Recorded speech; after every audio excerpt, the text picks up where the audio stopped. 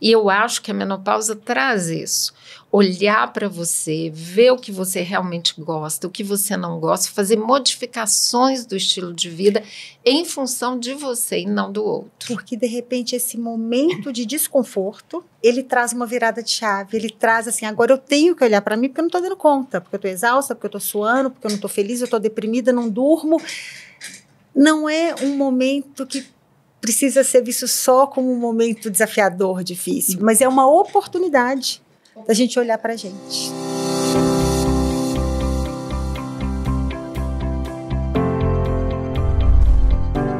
A minha entrevistada de hoje é uma médica com uma carreira inspiradora, ginecologista, obstetra e mastologista por mais de 30 anos. Em um momento de sua vida, após os 50 anos, ela deu um salto em sua carreira, especializou-se em laser íntimo e saúde sexual da mulher. É a doutora Elizabeth Galo, ginecologista formada pela Universidade de Ciências Médicas aqui em Belo Horizonte, especialista em mastologia e laser íntimo. Doutora Elizabeth, muito bem-vinda ao 1808 e muito obrigada por estar aqui conosco. Eu que agradeço o seu convite, Raquel, e é total prazer meu participar. Beth, eu acho que a gente tem muito que conversar, mas uma coisa que eu percebo na minha prática, as minhas pacientes elas vão envelhecendo comigo e vamos caminhando juntas nessa jornada. E eu percebo que envelhecer traz muitas dores, preocupações. Você percebe isso na sua prática também? Com certeza absoluta, Raquel. Isso é o que a gente observa, que as pacientes de uma vida, elas seguem e vão mudando de fase. Então, quando somos mais novas, são pacientes que estão engravidando, tendo filhos, e à medida que envelhecemos, elas envelhecem com a gente. E na ginecologia em especial, porque existe uma fidelidade muito grande entre a paciente e o médico que a acompanha. Então, eu observo que hoje, mais 90% do meu consultório são pacientes 50 a mais. Beth, e a sua transição, a sua mudança, né, na carreira como ginecologista, ela tem a ver com isso? Ela tem a ver com a sua paciente? Não, ela tem mais a ver comigo mesma. A transição, ela aconteceu por uma mudada de chave pessoal minha como mulher, como paciente, Raquel. Então, eu precisei buscar o laser íntimo em 2018. Eu ainda me submeti ao tratamento em São Paulo. Ele não estava muito divulgado aqui em Belo Horizonte. E eu fui lá, me submeti. Quando eu vi o resultado em mim, eu estava com 56 anos e precisava muito da ajuda do laser íntimo, de alguma solução. Encontrei e fiquei encantada, Raquel, com o resultado que eu observei no meu corpo. E decidi, após o tratamento, trabalhar com isso. Fiz cursos, me aprimorei, fui buscar tecnologias para eu decidir com o que eu queria trabalhar, e desde 2019 foi essa virada de chave. Então foi uma busca pessoal. Eu, como mulher, a Elizabeth, encontrei o laser íntimo e decidi trabalhar com ele profissionalmente. Elizabeth, incrível essa história, e eu acho que isso é que te faz hoje uma referência em laser íntimo, né? Mas eu tenho uma dúvida, assim, o laser ele é uma tecnologia que realmente muda a vida da mulher. Muda a vida da mulher nesse período, muda a questão de relacionamento, a questão sexual e até outras questões físicas, mas hoje a gente escuta falar muito de envelhecimento, e a gente vê a tecnologia, vê essa possibilidade de mudança, mas na ponta de cá, na mulher, na sua paciente, essa mudança, você acha que ela está ocorrendo, que ela já ocorreu? Que a mulher hoje ela está envelhecendo diferente da mulher de 20 anos atrás? Nem sempre, Raquel. Essa pergunta é muito interessante porque a gente precisa de mais divulgação, que é exatamente o que essa iniciativa sua do 1808 possibilita. Precisamos refletir mais que a medicina deu para as mulheres e para os homens também mais anos de vida.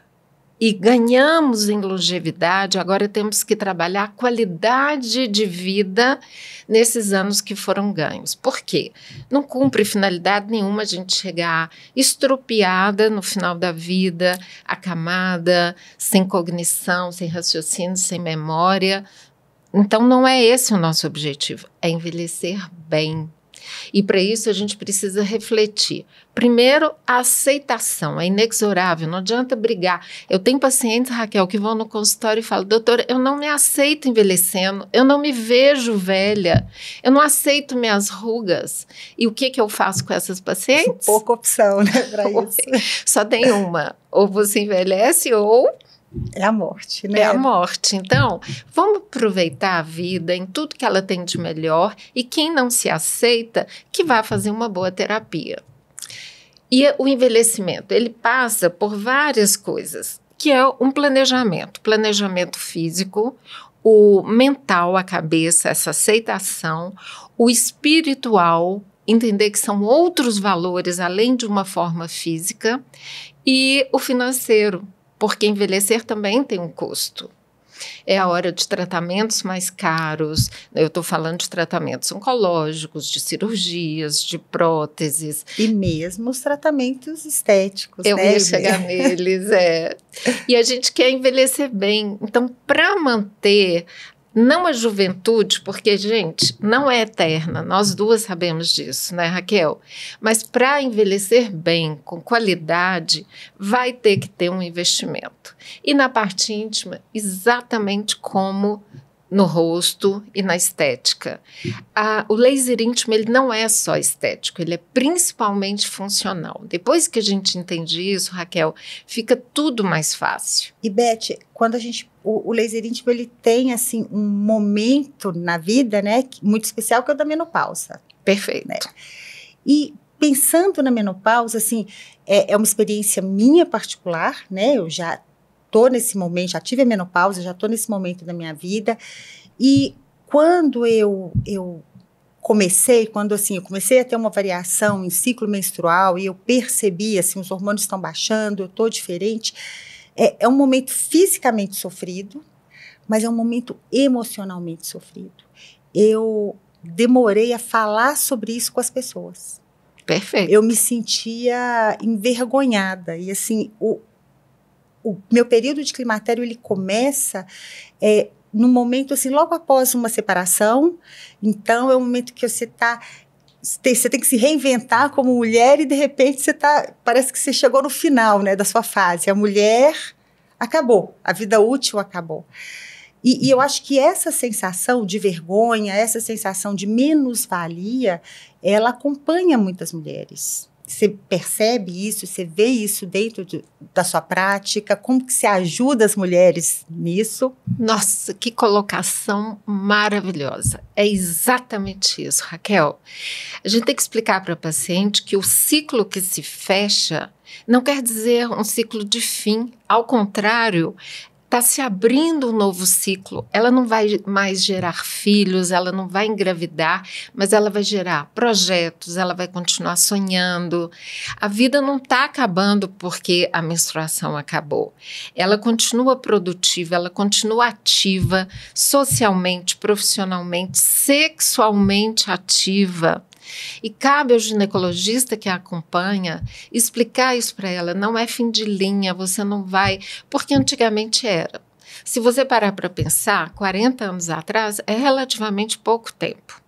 E a reposição hormonal não tem 40 anos. É um tempo menor do que isso, que a reposição veio ajudar as mulheres que podem usar, nem todas podem usar a reposição, mas as que podem, devidamente controladas e acompanhadas pelo médico da confiança, então essa reposição veio trazer isso para a mulher, a possibilidade de uma continuidade. Tá começando um novo ciclo. Né? Começando um novo ciclo. Eu escutei isso no Instagram, eu não me recordo quem estava falando, mas a pessoa falava isso, assim, que essa questão de não poder gerar mais filhos, você começa a ter tempo e energia para ser colocado em outros lugares. Exatamente. Isso é uma bênção, né? Isso é uma outra possibilidade. A gente vai ser mãe, nem todas são mães, mas assim, você termina a sua fase mãe para começar outras fases. E essas outras fases, às vezes, cabe ao médico colocar para a paciente o lado bom da menopausa, porque a menopausa fica sendo demonizada como uma coisa terrível, você vai ver quando sua menopausa chegar. Mas é difícil. É difícil? Não. Não estou falando que seja fácil. O meu principal sintoma foi cansaço, assim, exaustão, pouca energia. Mas fala pra gente um pouco quais são esses sintomas, os sintomas mais comuns desse momento de menopausa, as dores mais comuns. Varia muito de mulher para mulher. Então, o primeiro sinal da menopausa é a ausência ou falha ou irregularidade da menstruação, que pode ser acompanhada. Ondas de calor, é a queixa número 1. Não é um calor normal, tá, Raquel? Não é aquele calor, mas esses dias está muito quente. Não é disso que se trata. É um calor acompanhado de mal-estar. Então, a paciente que tem isso, de repente a pressão dela baixa. Gente, quem sentiu na pele? Eu. A sensação é que você vai derreter, que você vai passar mal, você tem que parar um pouquinho, fica ruborizada, às vezes sua, então você está no meio de uma reunião, você está se enxugando, ou se tiver um papel perto, você está se abanando, é constrangedor, é extremamente desagradável e é acompanhado desse mal-estar. E ninguém conta isso, as mulheres não contam isso umas para as outras, do jeito que você falou, tem um constrangimento associado, eu não quero admitir nem para mim mesma, nem para o meu parceiro, menos ainda para as minhas amigas. Acabou. Isso. Então, ela esconde muitos sintomas, ela vai no ginecologista, aí ela se abre. É a oportunidade que a gente tem para trabalhar e para ajudar a mulher que está sofrendo, é uma dor. Tá? Então, eu, doutora Elizabeth, aos 47 anos, mas a Elizabeth como mulher, cheguei a ter 30 ondas de calor num dia. Era insuportável. Eu cortei meu cabelo tão curto, que eu usava até máquina zero aqui na nuca, porque escorria. Eu ficava ruborizada e tomava água e não adiantava. E eu não sou candidata à reposição hormonal. Antes da menopausa, eu tinha tido trombose venosa profunda na perna esquerda, com embolia pulmonar grave. Então, hormônio não é uma possibilidade para mim. E se tem aquele ditado que se te derem um limão, faça limonada, ou a caipirinha, o que você preferir, esse ditado se aplicou a mim, que fui buscar todas as alternativas não hormonais. Existem boas alternativas não hormonais? Com certeza, porque nem todas podem fazer a reposição. Eu, como mastologista, tenho N pacientes tratadas de câncer de mama, câncer ginecológico e outras patologias como a embolia pulmonar que contraindicam a reposição. Isso foi um assunto que eu pensei muito, eu faço reposição, mas quando, né, na minha menopausa, assim, o cansaço foi o que preponderou, eu não tive essa coisa do fogacho, da onda de calor, mas eu chegava em casa, assim, eu acho que o sol se punha e eu desligava da tomada. Isso. O meu pensamento, e isso é um horror, assim, mas eu ficava pensando assim, gente, para os meus filhos, quando que esses meninos vão dormir para eu dormir também? Era isso que eu pensava todo dia, eu vou dar janta logo, ele vai dormir e eu preciso descansar. E acordava de novo, animada, Raquel de sempre, o sol se punha, eu acabava. E a reposição tirou com a mão, assim, eu te falo que com uma semana de reposição, eu já estava me sentindo outra pessoa, com um mês eu falei, nunca mais. Isso. E eu pensei nisso. E as mulheres que não fazem? Como você trata esse cansaço? Essa falta de energia? Os sintomas. Você teve cansaço, tem uma que é só insônia, tem uma que é só onda de calor, tem uma que é aumento de peso, tem uma que é, enfim, é individual, Raquel, é de cada um. E para deixar claro, o cérebro, os neurônios têm receptores hormonais. Então, foi isso que se observou.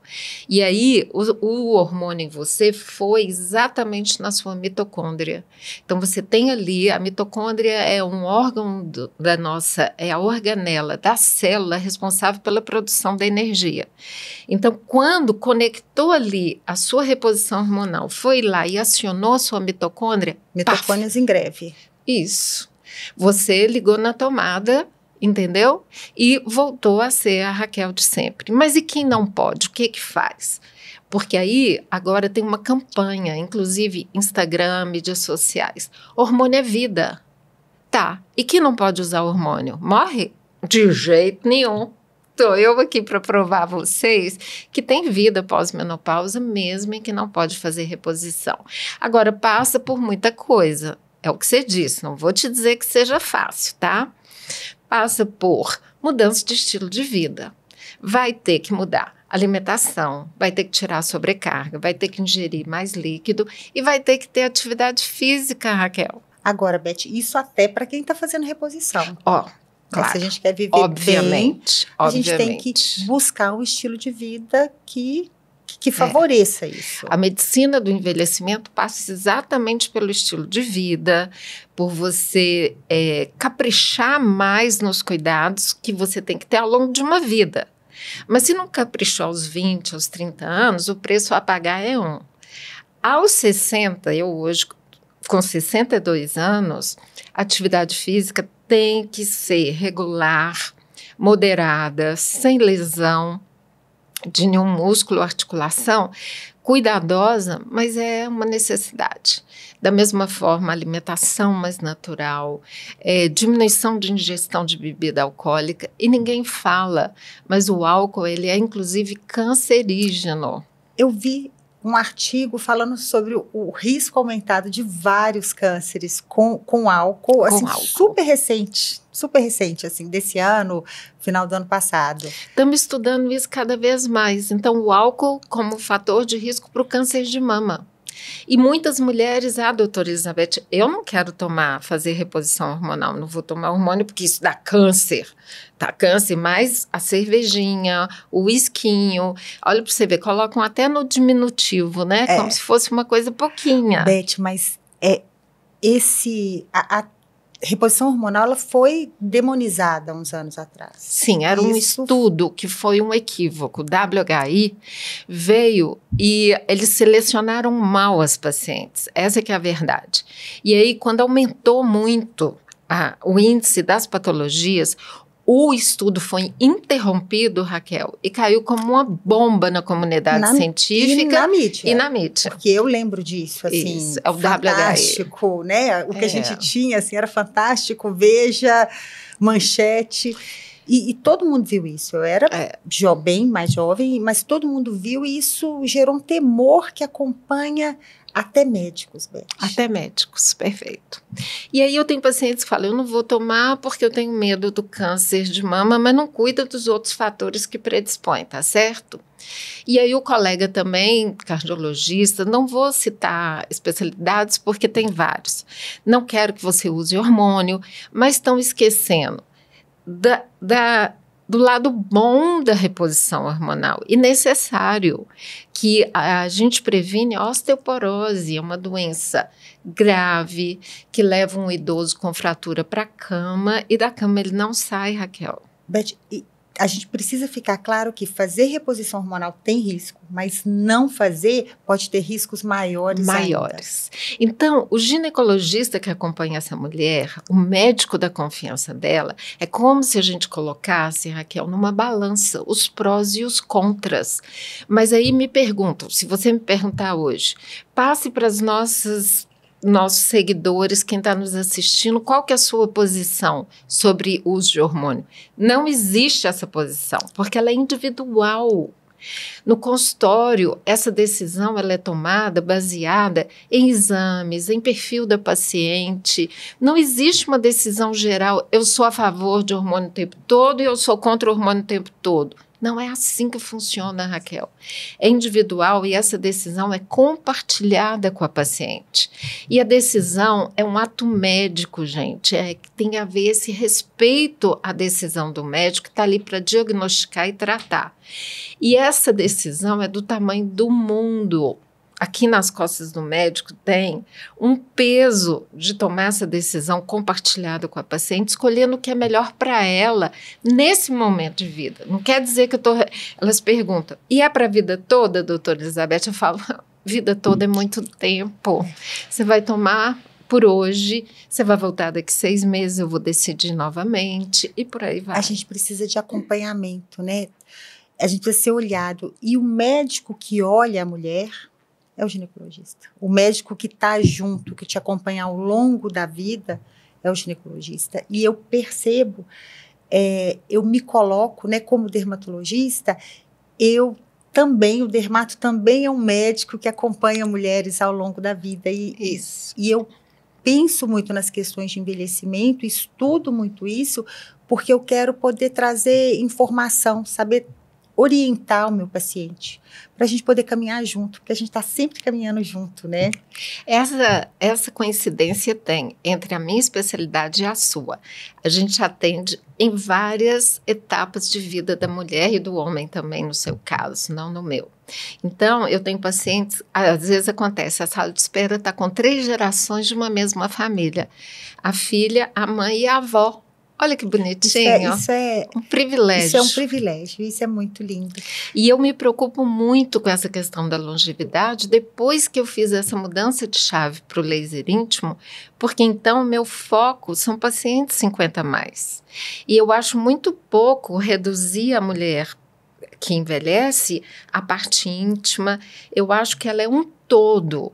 Então, eu tenho feito cursos longevidade 360 graus, prevenção de problemas, uso de vacinas. É quando a gente sai do envelhecer, do fatalismo do envelhecer, e a gente descobre que a possibilidade da gente gerenciar esse momento da vida para ter uma vida melhor, para poder, e a gente pode mudar. E essas mudanças, você falou a questão das escolhas e das idades, mas, doutora Elizabeth, eu penso muito assim, qualquer idade que a gente tomar uma providência, isso ainda é capaz de trazer um fruto positivo, isso ainda é capaz de fazer uma mudança. Com certeza Agora, absoluta. eu tenho uma dúvida, que eu acho que é dúvida de muitas pessoas, porque existem muitas formas de reposição hormonal. Quero ficar nisso aqui mais um pouquinho. Ótimo. Como que você escolhe? Qual que é tem gel, tem oral, tem os implantes, quero saber o que você acha dos implantes especificamente, mas como que a gente chega nessa escolha? Existe um melhor que o outro? De novo, Raquel, é individualizado. Então, tem a melhor opção para você, Raquel. Tem a melhor opção para Maria e tem a melhor opção para Madalena. O que serve para ela não necessariamente serve para você. A minha forma de ver a reposição é que quanto mais natural, quanto menor a dose que a paciente passe bem, que resolva as questões da paciente, melhor. E não necessariamente pelo tempo mais curto. Eu prefiro uma dose menor e por mais ou menos 10 anos. Então, para você ter uma ideia, são até os 60 anos de idade ou 10 anos de uso, o que chegar primeiro. Depois disso, é conversado com a paciente, porque eu tenho pacientes que não dão conta de ficar sem o hormônio. Posso usar mais 1 ano, eu vou tirando esse hormônio aos poucos, então usa 1 mês sim, 1 mês não, ou dia sim, dia não. Mas, Beth, desculpe interromper, mas porque é uma pergunta que eu acho que urge aqui. É necessário que faça essa interrupção? Ela é por uma questão de segurança? São 2 questões. O que ele tinha para fazer para ajudar a mulher, ele já fez. Evitando osteoporose, ajudando na questão cognitiva, no cérebro. Então, os trabalhos mostraram que em 10 anos o hormônio cumpriu a finalidade dele. Então, é como, assim, o que a gente percebe na pele, que é onde eu compreendo melhor, a gente tem uma taxa de envelhecimento até a menopausa, aí do momento em que há queda hormonal, essa taxa de envelhecimento e de perda de colágeno, ela acelera. É muito mais rápida, principalmente nos primeiros anos de menopausa. Depois da menopausa, e depois isso volta de novo, isso estabiliza. Então, a gente chama essa fase de janela de oportunidade. Então, se a mulher entrou na menopausa aos 50, o ideal é que ela inicie essa reposição hormonal mais ou menos dentro do primeiro ano de menopausa. É essa a recomendação. E as formas que você falou, eu prefiro pela pele, que são reposições bioidênticas. Então, nós temos o gel e os adesivos. E tem uma questão. Se a mulher tem útero, ela vai ter que fazer reposição com 2 substâncias. Uma é o estrógeno, que pode ser pela pele. E a progesterona pela pele não tem jeito. Comprimido, né? Comprimido, mas eu tenho uma forma melhor de usar a progesterona do que o comprimido. A colocação do Dilmirena. Então, a reposição dos meus sonhos, se você, Raquel, for ao meu consultório como paciente, se for possível, se a paciente der abertura, é a colocação do Dilmirena e uso do gel pela perna, ou o adesivo. É maravilhoso, porque o Mirena protege o endométrio dentro do útero, sem efeito sistêmico, e o estrógeno faz tudo isso que você falou e mais alguma coisa. Ô, Beth, e qual que é a diferença entre hormônio bioidêntico e os convencionais?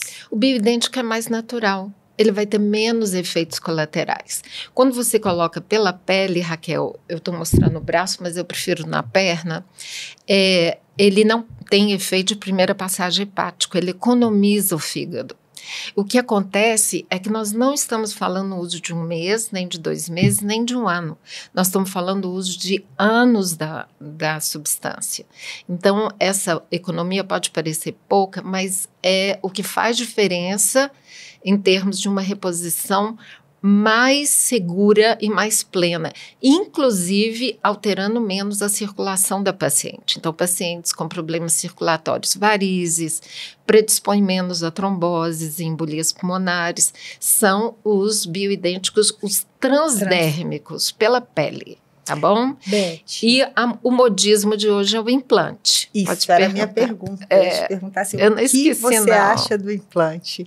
Se concorda ou não concorda, se vê vantagem nisso, porque é o que hoje realmente é a moda. É a moda. O modismo, a gente tem que tomar alguns cuidados, você sabe disso, né? Nós estamos com problemas dos excessos. E os excessos a gente tem que evitar. Eu sempre falo que o equilíbrio, que a linha do meio, ela é uma linha sábia. O que eu quero dizer com isso? Eu, doutora Elizabeth, não trabalho com implantes. E olha que os implantes para o médico são muito bons. Eu estou falando de rentabilidade, ok?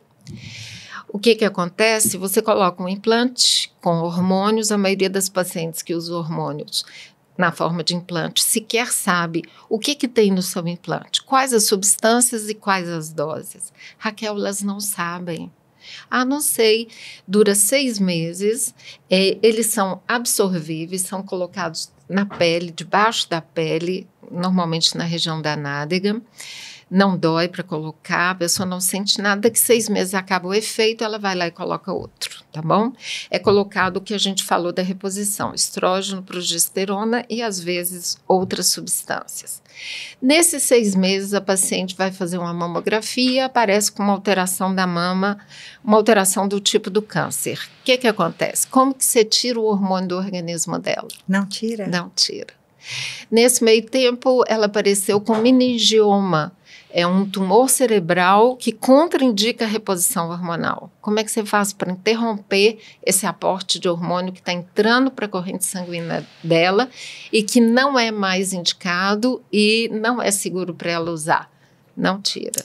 Nossa, a trombose, da mesma forma, ela está na vigência, ela está usando a reposição, o implante está funcionando e ela apresenta uma trombose na perna. É absolutamente necessário retirar esse implante imediatamente. E às vezes a gente fica em situações muito difíceis. Isso é uma informação muito relevante que eu acho que não circula. Não hoje circula. não circula. Não circula. Beth, quando a gente pensa em implante, eu tenho muitas pacientes que estão com implante de testosterona. Ótimo. Mas a testosterona pode ser usada na forma de gel, hormônio bioidêntico. O que você acha? Quando é que é necessário ou se é necessário a suplementação de testosterona? Não, principalmente quando a paciente tem queixa. A clínica da paciente é mais importante muitas vezes do que uma dosagem hormonal. Mas qual é o sintoma de uma deficiência de testosterona na mulher? Pode ser o cansaço, pode ser o desânimo, mas é principalmente a queda de libido. A testosterona é um hormônio que o organismo masculino está lotado dele. É o hormônio masculino, digamos assim. Mas que no organismo da mulher é produzido um pouquinho, tá? São níveis assim bem rasteirinho, porque ele tem efeitos colaterais. Então, já tive paciente com implantes de testosterona que tiveram uma queda de cabelo, e é uma queda de cabelo androgênica. Então, ela estava com entradas, tinha uma entrada e uma saída. Raquel, é desesperador. E aí eu disse para ela, volte no médico que colocou esse implante e peça a ele para tirar.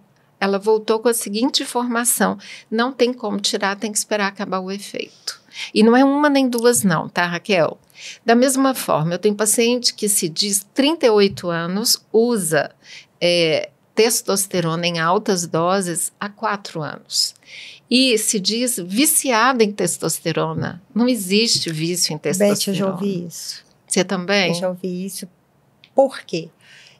A minha interpretação é o corpo fisicamente, assim, a forma física, a gente ganha mais músculo, perde gordura com mais facilidade. Isso. Tem mais vigor, né? Tem mais ânimo. Mas são muitas modificações. Eu vejo isso na minha prática. Eu assim, também vejo, Raquel. Tem a acne, tem a modificação da voz, que ela é irreversível. Não volta. Então, a voz vai se tornando mais grave. Tem as modificações físicas, né? Pode ter um aumento de pelo, mas pode ter modificação, inclusive, na genitália. Eu ia te contar esse caso. Há 4 anos eu estou falando com a paciente, fulana, essa dose está muito alta, isso não está certo. E eu e ela observando, inclusive ela mudou. O rosto está mais quadrado, o cabelo está muito mais fino. Nada disso incomodou a ela porque ela achou que ganhou em massa magra. Então, ela está com a musculatura mais definida. Mas o efeito colateral foi um aumento da parte íntima. Então, o clítoris, que é uma parte pequena nas mulheres, o dela já está com um tamanho de mais de 2 centímetros. E aí, depois de 4 anos, ela vira para mim e fala, doutora, eu gostaria de fazer uma cirurgia para corrigir isso. Eu falei, uai, não estou te entendendo. Tem anos que eu te peço para parar essa medicação, agora você quer que eu corrija cirurgicamente um efeito colateral da medicação que eu te avisei? E há uma cirurgia? Há uma cirurgia, mas que não está indicada em quem está usando a testosterona em altas doses. Agora, onde que essa paciente, aos 38 anos, tirou a ideia de que ela teria um déficit em testosterona? E que colega é esse que prescreve essa medicação para uma moça jovem, bonita, linda?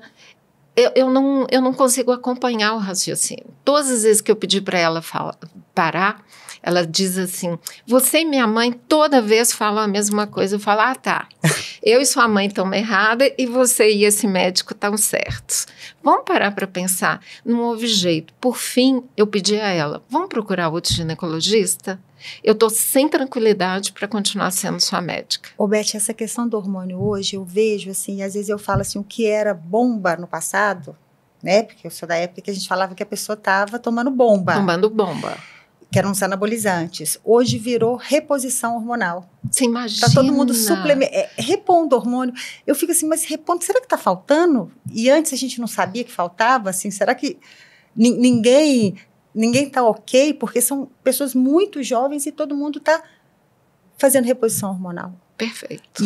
E muito, né?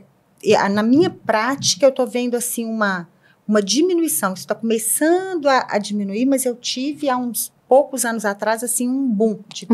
Todo mundo usava testosterona. Mas você falou de testosterona e a questão da vida sexual e da sexualidade na maturidade. Boa. E você falou que há um ganho para isso, né? E nessas mulheres que não têm, assim, que não têm condição de uma suplementação hormonal, o que você faz? Como que você pode melhorar a saúde sexual de uma mulher madura e sem condição de hormônio? Perfeito. Então, primeira coisa que a gente tem que trabalhar, Raquel, o desejo sexual, ele não vem só de hormônio. Para com isso. Quem passou essa noção falsa para a população de uma maneira geral, especialmente para as mulheres e os maridos, está expondo a mulher a buscar uma solução que não existe. Essa solução interessa a quem? Encher o organismo da mulher de hormônio? Olha só, a sexualidade, a libido, é como se fosse o fogo, é a chama. Ela faz parte da vida, é uma pulsão que tem dentro do ser humano, do homem e da mulher. E esse fogo, aos 25 anos, é uma fogueira de São João. Ao longo da vida, essa fogueira ela vai sofrendo modificações. Ora, ela arde mais, é uma fogueira maior, em função de circunstâncias, do parceiro, de estar mais ou menos cansada. No pós-parto, a fogueira diminui, mas o fogo está lá, Raquel. E para colocar lenha nessa fogueira, o que a gente precisa? A gente precisa de autoestima, que a mulher esteja bem com ela mesma, que ela não esteja exausta. Eu sempre falo com as minhas pacientes, Raquel, a mulher exausta, ela é boa de cama, ela quer virar para o canto e dormir. Ela precisa de um parceiro, mas não é um parceiro sexual, é um parceiro de vida, que divida com ela as atribuições da casa. A boa relação sexual começa com um bom dia de manhã, com deixa que eu te ajudo, com um café que é feito especialmente para ela. É desse parceiro que nós estamos falando, para uma entrega, para um momento de intimidade. O parceiro que passa um dia inteiro reclamando, colocando essa mulher para baixo, falando como ela está feia, não vai me dizer que você está cansada, você está com dor de cabeça de novo. Ou numa reunião de família, Raquel, eu já tive paciente chamando a paciente de... essa aqui é minha esposa, a Brastemp, a Consul, chamando ela de geladeira na frente de familiares. Olha o constrangimento que esse marido está fazendo com ela. Isso vai aumentar o desejo dela? Isso vai acabar de gelar essa paciente. Claro. E a questão da reposição hormonal é um pequeno. Não, mas não tem hormônio suficiente para você estar pronta para esse homem à noite, não, né? E tem mais uma coisa da mulher madura, Raquel, que ela precisa de conforto, ela precisa de relaxamento na parte íntima. A mulher que se sente ressecada, com dor, que tem a relação que incomoda, que machuca, que sangra, que dá infecção, que no dia seguinte, aliás, ela passa alguns dias ardendo, que toda vez que tem relação fica coçando, machucada. E a mulher que está com esse desconforto, ela não tem prazer. Ela tem o encontro sexual com o parceiro para agradar o parceiro. E muitas vezes se sente intimidada de colocar isso, de falar sobre essa situação, né? Porque é constrangedor. Constrangedor. A gente volta lá naquilo, isso te diminui, né? Isso te diminui. Ele vai achar que eu estou fria. Mas onde tem dor e desconforto, não tem prazer. E para trabalhar a dor e desconforto da pós-menopausa, da atrofia genital, do pós-parto, o laser íntimo veio e caiu como uma luva, porque a gente consegue, estimulando o colágeno, semelhante a um laser que é feito no rosto, Raquel. Na parte íntima, eu consigo, sob anestesia, não dói nada, anestesia com gel, não sai sangue, não tem agulha, não tem bloco cirúrgico, eu consigo, através da entrega de uma luz, que é o laser, estimular o colágeno. E a flor que estava toda murchinha, Raquel, volta a ser uma flor florida, com perfume, com viço. E as pacientes e os maridos agradecem muito. Quando tem esse conforto sem a dor, aí existe a possibilidade de prazer. É assim que a gente aumenta o desejo sem ter que dar hormônio para essa paciente. Então tem que trabalhar a cabeça, tem que trabalhar a parte física, tem que trabalhar o parceiro, a relação. A relação autoestima, a relação com o seu corpo que mudou. Então, sim, tem que estar feliz com você. Nós não estamos falando de forma física. Beth, você falou uma coisa de forma física e autoestima do corpo. É uma coisa que as mulheres relatam pouco, pelo menos para mim, mas eu faço alguns procedimentos e algumas vezes elas reclamam da aparência física da vulva. Isso. Tá, porque vai perdendo gordura, vai perdendo firmeza e vai ficando murchinha mesmo. Murchinha, e achatada. Eu já ouvi de uma paciente, tô linda, me sinto nova, quando eu olho para mim, tô parecendo que eu tenho 100 anos. Perfeito. E tem jeito isso? O laser melhora isso? Super melhora, sem injetar nada, com o estímulo do colágeno, e ela fica cheinha de novo. A parte íntima passa a ter um aspecto e rejuvenesce 20, 30 anos fácil. Porque isso é um fator que traz constrangimento também. Com certeza. E que é um fator inibidor numa relação sexual. Eu me lembrei agora de uma paciente na faixa de 55 e com um parceiro mais jovem. E aí ela falou, ai, doutora, eu tô com tanta vergonha, eu peço para ele apagar a luz, porque assim, tá manchado, tá murcho, tá esquisito, a cor não tá boa, eu não me sinto bem. Vamos fazer o laser íntimo, fulano, e vai resolver. Depois são 3 sessões, uma por mês, e aí depois da terceira sessão, doutora Elizabeth, agora eu peço para ele acender um holofote. Ai, que delícia! Então, volta a autoestima, e autoestima é tudo. Então, esse conforto, se sentir bem com seu corpo. E aí fica uma observação interessante isso que você falou, Raquel. Eu observo que muitas mulheres estão investindo no que aparece. Mas todas têm que lembrar que a parte íntima é muito importante, porque ela é do relacionamento com o mundo.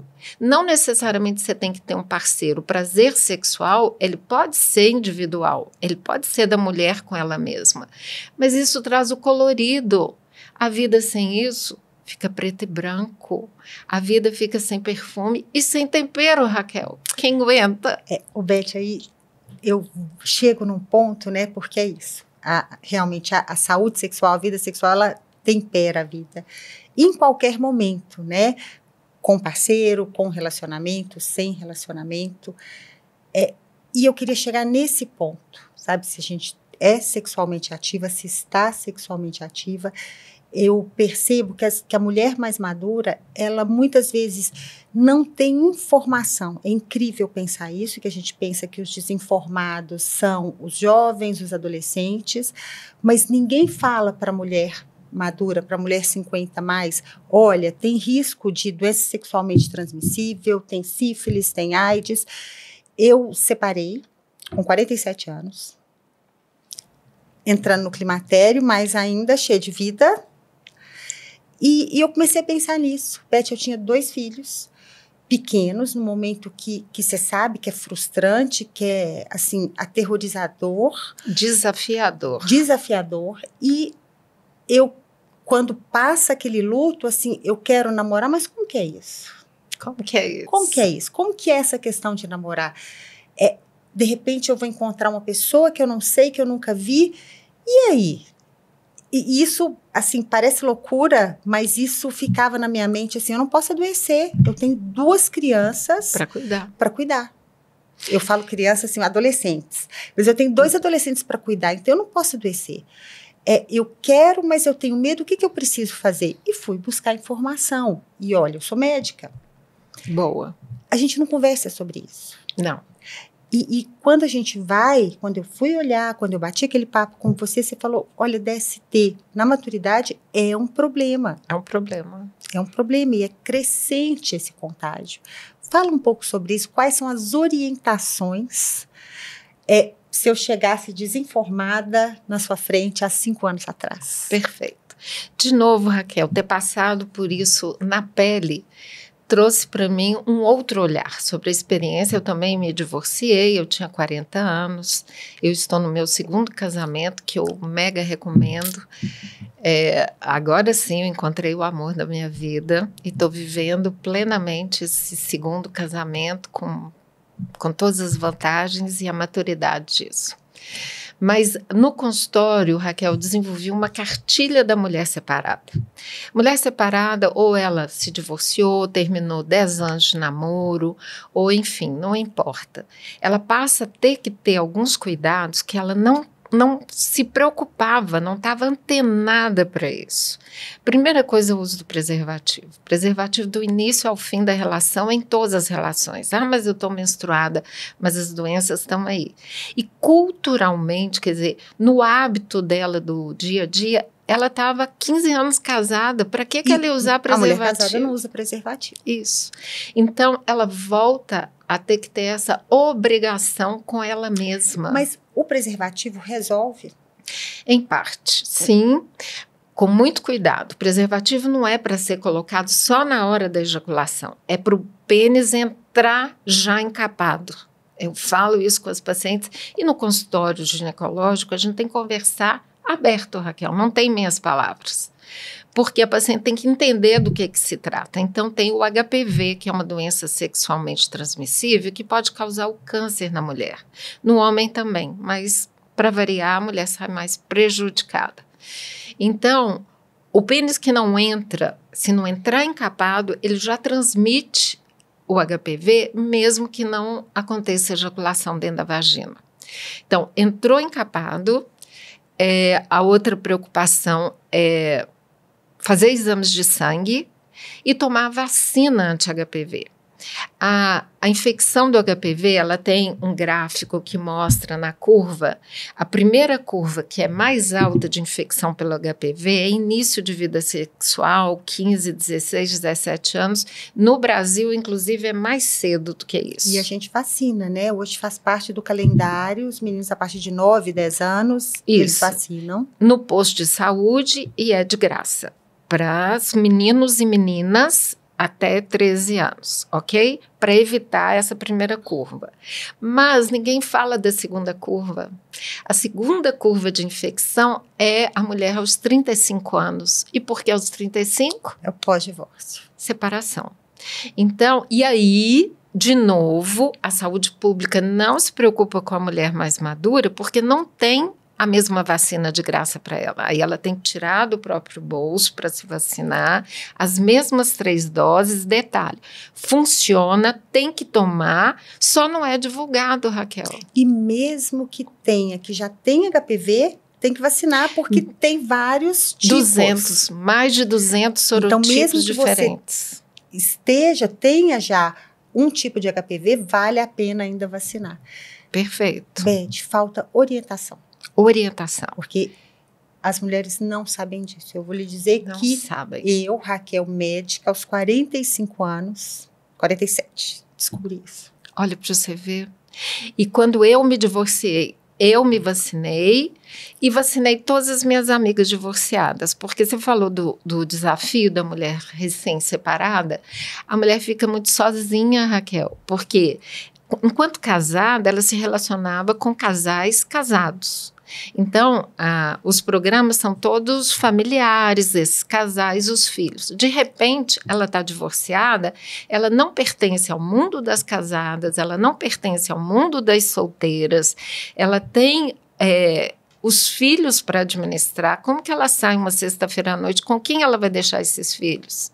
Até que ela encontre o grupo das mulheres também divorciadas. Mas isso demora um pouco. Então, é a dor de uma solidão. Ficam realmente os familiares e os amigos de verdade. Todo o resto se afasta. E é uma solidão mesmo, porque a gente sente assim que os amigos, eles fizeram uma escolha e normalmente eles escolhem o marido. Com certeza. Não sei se os homens têm algum código diferente de amizade das mulheres. Verdade. Eu não sei se os maridos, eles... Nem sei se estou falando bobagem, mas se a mulher separada, ela é uma pessoa que deixa de ser bem-vinda. Isso. Ela vai influenciar a minha esposa, porque ela é essa aí doida, quis lá separar do marido. É muito independente. Então, é um momento realmente desafiador. Aqui, os maridos não querem proximidade, não vão incentivar essa amizade, porque pode influenciar. A mulher casada não quer essa mulher separada muito próxima, vai que ela dá de cima do marido. As solteiras não querem, porque é mais concorrência. Uma mulher muitas vezes mais madura, independente financeiramente, que não quer mais ter filhos, isso. Que é uma vantagem. Uma vantagem para muitos homens, eu não quero Quando casa. Eu me separei, meu pai falou assim, minha filha, tô com tanta pena de você. Falei, que isso, pai? Tô segura, tô fazendo o que é melhor para mim. Ele falou assim... Mulher separada sofre demais, minha filha. Eu falei, que isso, pai? 2021? Isso não existe mais, não. Ele falou assim, você vai ver. E vi. E viu na pele. Porque a gente muda, a gente fala muito sobre as coisas, mas os estigmas, os preconceitos, eles estão aí, né? Acerca da mulher separada, acerca do envelhecimento. Isso. Quando eu me separei, deve acontecer com a maioria das mulheres separadas, o D é de divorciada, não é de disponível. Então, muito cuidado aos homens que abordam essas mulheres independentes, que estão avulsas, elas não estão à disposição. Elas não são mulheres carentes que fez tio, elas vêm. Não é assim que funciona. E essa é uma estratégia que eu ensino para as minhas pacientes por ter passado por isso, sabe, Raquel? Eu tenho muitas, né? E aí, doutora, eu separei, estou saindo com o cara e a gente está conversando, saímos para jantar. E aí, o que acontecia? A experiência pessoal. E aí vinha o convite, vamos passar um fim de semana em Ouro Preto. Nossa, que ideia ótima, maravilhosa. E implicar em uma pousada, em dormir junto. E aí, eu fazia minha exigência. Tudo bem, acho ótima a ideia. Eu vou fazer meus exames de sangue. Você poderia também me apresentar seus exames de sangue? Aí, o parceiro ia depender da reação dele, eu já sabia como que a coisa ia caminhar, Raquel, que é assim, porque você acha que eu tenho alguma coisa? Não, eu não tenho que achar nada. A minha rotina no consultório é pedir os exames para as minhas pacientes e eu gosto de seguir a cartilha, o que eu falo, eu também faço. E aí, se fosse uma intenção real, esse parceiro rapidamente fazia os exames e me apresentava e a gente ia para o fim de semana. Mas, se a vontade era só de fazer hora, ele sumia. E aí eu sempre pensei, fiquei livre de boa, livramento. Muito bom, muito bom. Mas é uma boa dica. É uma boa dica. É uma boa dica. Acho que a gente pode anotar. Ô, Beth, eu tenho um assunto que eu ainda queria abordar. Né? A nossa conversa está ótima. Que é um assunto que teve muito presente na mídia nesses últimos tempos aí, que é a gestação na maturidade. A gente teve a Cláudia Raia, né, que está com um bebezinho. Fala um pouco sobre isso, assim, até que idade é realmente possível uma gestação? E quais os riscos disso? Muito bem. Eu falo que o ser humano fica tentando, então, esticar a corda. Esticar a corda é isso, que a mulher nasce com a população de óvulos que ela vai ovular ao longo de uma vida. Aos 12 anos, esses óvulos acordam, o ovário é despertado, ela vai então ovular. Quando ela engravida aos 35 anos, ela está ovulando um óvulo que está 35 anos dentro dela. Não, é diferente do espermatozoide do homem, não existe uma renovação de óvulo. E aquela população de óvulos do ovário, ela vai envelhecendo. E não tem o que fazer sobre isso, a medicina ainda não inventou uma fórmula. Aí, algumas mulheres que vão deixar a gravidez para um outro momento, hoje também é um outro modismo, a gente pode falar depois, o congelamento de óvulos. Mas, enfim, aí depois dos 40 anos, a mulher decide engravidar. Mas lembrando que aos 40 anos ela está ovulando um óvulo que está há 40 anos dentro dela. Por que esse óvulo não ovulou antes? Porque ele é um óvulo de pior qualidade, Raquel. Então, aos 40 anos, o óvulo mais envelhecido tem uma possibilidade muito maior das síndromes. A síndrome de Down é uma realidade. A minha recomendação para as pacientes sempre foi: primeiro filho antes dos 35, segundo filho antes dos 40 e nenhum filho depois. Quer realmente ser mãe? Adota, é uma solução tão maravilhosa para a criança que é adotada e para você que quer ser mãe numa idade mais avançada. Aí você estica a corda, como a Cláudia Raia, aos 50 e tal anos, mas o pior da Cláudia Raia, que eu penso ser um desserviço, é querer que as pessoas acreditem que foi uma gravidez natural. Não foi. A gente médico, a comunidade médica sabe que houve uma fertilização, que houve uma técnica para ajudar a mulher, a Cláudia Raia, a engravidar, e ela conta que foi espontâneo. criando uma expectativa, uma fantasia. Um desserviço, porque isso mexe com a esperança, com os desejos de muitas pessoas. Eu ouvi muito esse questionamento, assim, isso traz uma esperança, às vezes, indevida. Indevida, por quê? Porque, e a Cláudia Raia tem uma equipe que cuida desse filhinho, né? Porque eu pergunto, tá bom, foi mãe, por sorte a criança veio com saúde, porque não é só síndrome, não. A chance é aumentada de abortamento, parto prematuro, todas as complicações da gravidez, a pré-eclâmpsia, diabetes gestacional, mas ninguém fala disso, ok? O obstetra que se vire, a paciente que vai correr o risco e o bebê que nasce doentinho, mas a medicina está aí muito avançada. Mas e a energia dessa mãe, que aos 56 tem um filhinho de 1 ano? Gente, aos 71, ela vai ter um filho de 15, ela vai ter pique para acompanhá-lo na vida ativa que esses meninos de 15 anos têm hoje, chegando de madrugada, acompanhando para shows, para baladas, né? Eu me senti muito bem de ter minhas filhas e poder acompanhá-las, porque eu tinha energia para isso. Hoje eu não conseguiria, Raquel. De fato, o meu segundo filho eu tive aos 39 anos. E eu senti muita diferença do primeiro. Assim, muito mais cansada, muito mais... Não é fácil, né? Não é fácil. Ser mulher, profissional, a gente tem casa, tem...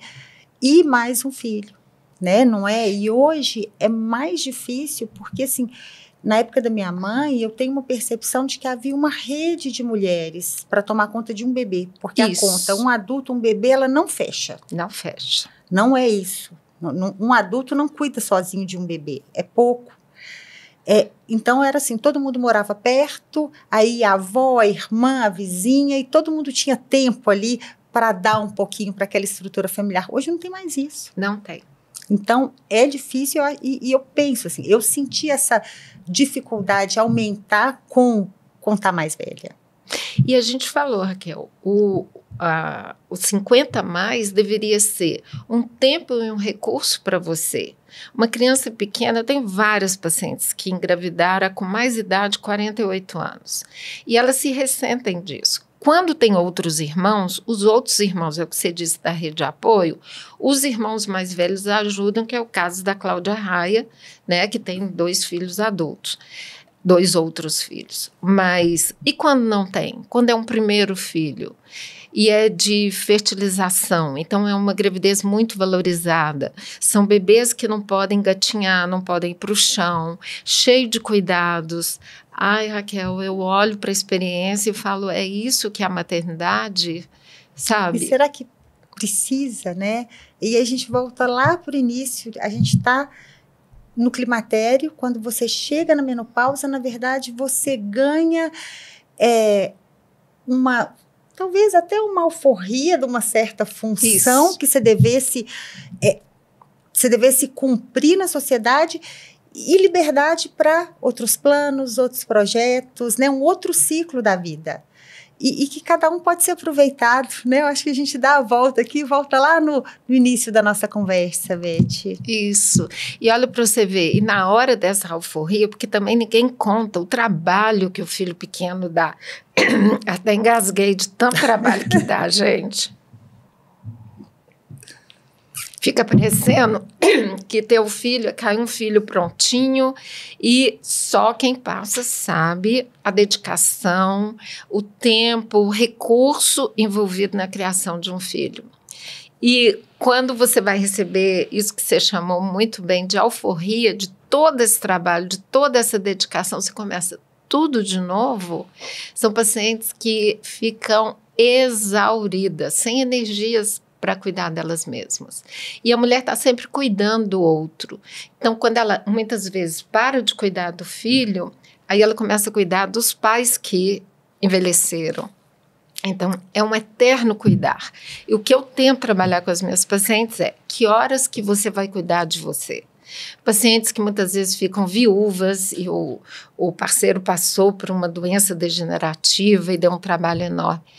Eu digo para elas, agora você vai cuidar de você com o mesmo carinho e dedicação que você cuidou dele, que não está mais aqui. É a hora de voltar esse olhar para ela mesma. E eu acho que a menopausa traz isso. Olhar para você, ver o que você realmente gosta, o que você não gosta, fazer modificações do estilo de vida em função de você e não do outro. Porque, de repente, esse momento de desconforto, ele traz uma virada de chave, ele traz assim, agora eu tenho que olhar para mim porque eu não estou dando conta, porque eu estou exausta, porque eu estou suando, porque eu não estou feliz, eu estou deprimida, não durmo. Não é um momento que precisa ser visto só como um momento desafiador, difícil. De dor. Mas é uma oportunidade da gente olhar para a gente. Eu tem um vídeo no meu Instagram que é exatamente o lado bom da menopausa. Não menstruamos mais, não estamos preocupadas com anticoncepção, não temos mais TPM. A vida tem uma conotação que é mais você. E a gente precisa parar para olhar para a gente. Parar para olhar. E às vezes é na menopausa que esse movimento de olhar para você volta. E o laser íntimo entra exatamente nesse momento. E nós não falamos de uma queixa que está muito comum nas pacientes 50 a mais, a incontinência urinária, Raquel. Pois é, Beth. Mas a conversa está tão boa e tanta coisa que... Mas eu tenho que te contar. Um pouquinho, porque é uma queixa muito frequente. Muito frequente. Aliás, ela é tão frequente que muitas pacientes não queixam. Ela vai no consultório e fala do pós-menopausa. Doutor, eu tenho cansaço, onda de calor, não durmo e tal. Mais alguma coisa? Fulana, não, é isso. E perda urinária você tem? Tenho. Ela nem queixa. Por constrangimento, por achar que é normal, porque viu a mãe, viu a avó passando por isso, todas com forrinho, então ela acha aquilo natural da idade, e não é. Principalmente os que tiveram parto normal. Sim. E que acham que parto normal é isso mesmo. É isso mesmo. Mas a gestação, ela traz um risco aumentado. Com certeza. A gestação, independente do parto ser normal, pelo peso que fica em cima da bexiga da própria barriga. Então, mesmo que o parto resulte em cesariana, predispõe a essa queda da bexiga. Agora, Beth, você acha que talvez as mulheres não falem tanto sobre isso com medo de uma cirurgia? Isso, Raquel. É um tratamento cirúrgico, isso aqui me incomoda só um pouquinho, eu não vou operar. Não vou operar. Eu não vou nem queixar para a médica para ela não querer vir com esse papo de cirurgia. E muitas não sabem que o laser íntimo resolve isso muito bem. Tem vários tratamentos que não a cirurgia. Então, o laser íntimo são 3 aplicações, uma por mês. Em cada aplicação eu faço 5 coisas: vulvar, vaginal, vesical, clareamento e perianal. O ânus também entra nessa história do clareamento, porque ele faz parte, a região ali, a mucosa é contínua. E a gente consegue ótimos resultados. Então, a perda urinária, que muitas vezes incomoda, e a mulher idosa, ela vai se isolando socialmente. Ela não quer mais sair, ela não quer viajar, por medo do constrangimento, porque tem que pedir toda hora para ir no banheiro. Tem que usar fralda. Usar fralda, aí dá o cheiro, e ela, às vezes a fralda não segura tudo. Eu já tive paciente que passou o constrangimento de fazer uma pocinha de xixi, ela estava na rua. Então, ela vai ficando como? Presa em casa. E o idoso que não tem vida social, ele entra em depressão. Ele se isola e aí entrou em depressão, vem as doenças e depois sim a morte. Então, nós temos que ajudar essas mulheres que estão se isolando por uma coisa como a incontinência urinária, porque tem solução que não seja cirúrgico. E às vezes o que eu faço é associar o laser, que não dói nada, que é uma aplicação simples, associar o laser à fisioterapia. Raquel, eu tenho cada ali da musculatura. A musculatura pélvica, o assoalho pélvico, a gente consegue resultados maravilhosos. Eu já tirei fralda de algumas mulheres e a gente evita infecção urinária de repetição, que na mulher idosa pode ser muito perigoso e até fatal. Beth, e então isso é um assunto importante, eu queria que todo mundo prestasse atenção, porque até mulheres muito jovens têm perda urinária. Assim, eu não posso rir que eu faço xixi, exercício, e eu já ouvi essa queixa várias vezes, assim, e como se fosse, como você falou, como se fosse uma coisa normal. Aí nós temos nas mulheres jovens o pós-parto. Muitas mulheres ficam perdendo xixi depois de um parto, especialmente parto normal, porque demora um tempo para todos os tecidos chegarem no lugar. E o laser pode e deve ser usado nessa hora. E acelera essa recuperação? Demais da conta. Demais. Então, 3 meses pós-parto normal já pode e deve fazer o laser íntimo. E pós-bariátrica.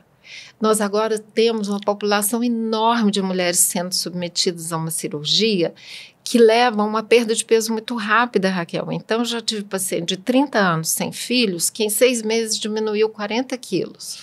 A parte íntima, a parte... tudo, né? Você perde... Tudo. Mas a parte pélvica, ela tossia, a bexiga e vinha, estava tudo solto. Fizemos a aplicação do laser e desapareceu a queixa. E provavelmente essa moça de 30 anos nunca mais vai precisar de fazer uma manutenção de laser, porque tudo já chegou no lugar. Ela estava naquele momento, naquele momento. Pós-emagrecimento. Incrível. Realmente, essa tecnologia, ela revolucionou, né? Com certeza. A saúde íntima feminina. Beth, assim, tá incrível conversar com você. E a gente já tá chegando no nosso tempo. Então, assim, eu queria aproveitar de você algumas coisinhas para a gente concluir. Queria saber uma coisa. Pois não. Qual foi a sua maior dor com o envelhecimento, com a menopausa? Seu maior desafio? O meu desafio foi as ondas de calor e não poder fazer reposição hormonal.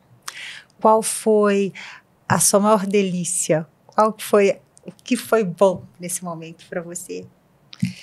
É ganhar em maturidade, em sabedoria e perder um pouco da urgência, da ansiedade da juventude, sabe? Eu fiquei menos impulsiva, mais paciente, eu acho. Onde que a doutora Elizabeth e a Beth, onde que elas vão estar daqui a 10 anos?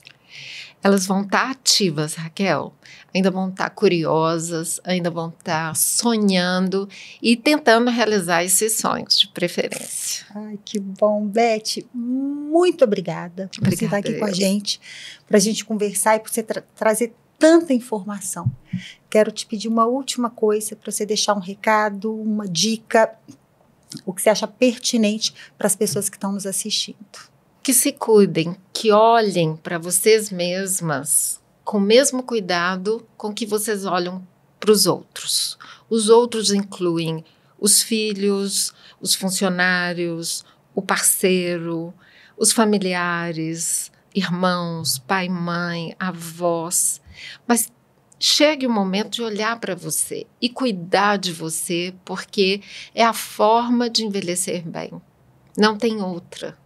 Beth, muito obrigada. Obrigada. E a todos vocês que estão nos assistindo, muito obrigada. E fica com a gente, porque juntos a gente vai descobrir várias facetas desse momento do envelhecer. Até mais.